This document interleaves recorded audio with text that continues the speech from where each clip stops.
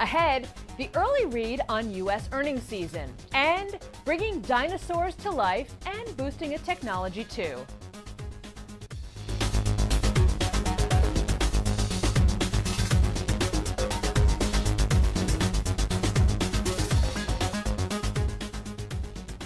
Welcome to 3 Times Square this Wednesday from Reuters World Headquarters in New York. Third quarter results rolling in. It may not be as bad as feared or as good as hoped. So far, Dow component Alcoa posted an adjusted profit that beat expectations, but it said it saw signs of a slight slowdown in some regions. KFC and Taco Bell owner Yum Brands raised its full-year outlook as sales in China held up. And Fedex announced plans to cut costs by overhauling its express air freight business. Checking the shares right now. Alcoa down just over 1%, Yum Brands up over 7%, and FedEx is up over 3%.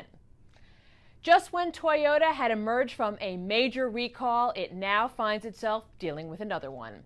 Our daily digit, 7.43 million. The automaker recalling that many cars due to a power window glitch.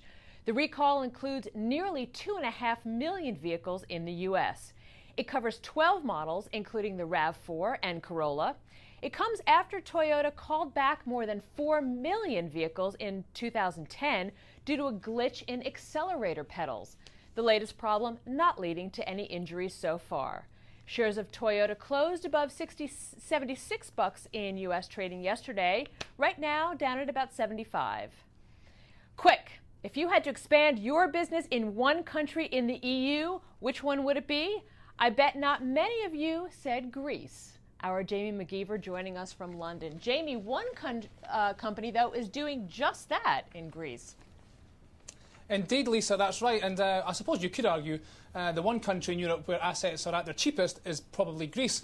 As you say, Swiss company Dufry is taking a leap of faith in Greece. OK, it's on a very small scale in comparison to the magnitude of the country's problems, as we saw yesterday in Athens, huge protests against the visit of German Chancellor Angela Merkel. But still, Dufry is buying the duty-free operations of Greek company Folly.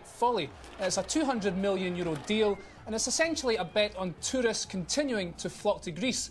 Tourist revenues are expected to fall this year, but they're holding up much better than other sectors. I did my bit, I have to say. I was there for a week last month in Crete. Absolutely fabulous, but I do digress. Dufry is buying a 51% stake in Folly's duty-free operations and has the option to buy the remaining stake in 4 years' time. So, a bold move, but will it prove to be a shrewd move or sheer folly? Lisa? All right. Greece may be burning in some ways, but tourists still buying their duty-free goods. Thanks, Jamie. Our power player of the day, heading another corporate transition. Ladies and gentlemen, Steve Ballmer!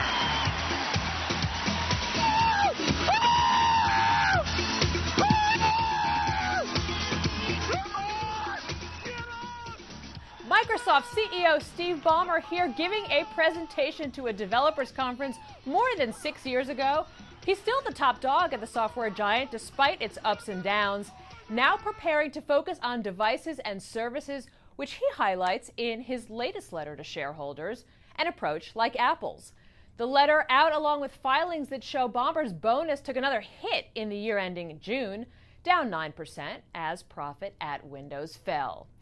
As Microsoft becomes more like Apple, Amazon becomes more like Netflix, with a twist. The world's largest internet retailer creating original films and TV series to boost its acquisition library, but letting you, the user, call the shots on content. It works like this. After optioning film scripts for $200,000 and TV scripts for $55,000, Amazon posts the scripts online, soliciting user feedback before the projects are made. This crowdsourcing technique should provide more surefire hits, says Amazon, and fewer boring 3-martini lunches with Hollywood execs. And finally, the oh-so-modern iPad goes prehistoric. The Royal Ontario Museum in Toronto using augmented reality technology that allows visitors to flesh out their favorite T-Rex or raptor. By downloading a dedicated app on your iPhone or iPad, or using one of the museum's iPads, dinosaurs come alive via computer-generated 3D images. The app, the creation of Meld Media. And that's what we call breathing new life into an old attraction and possibly a new technology. That is the latest from 3 Times Square this Wednesday. You can follow us on Twitter at Reuters Insider and check out our Reuters YouTube TV channel at Reuters.com/ReutersTV. I'm Lisa Bernhard. This is Reuters.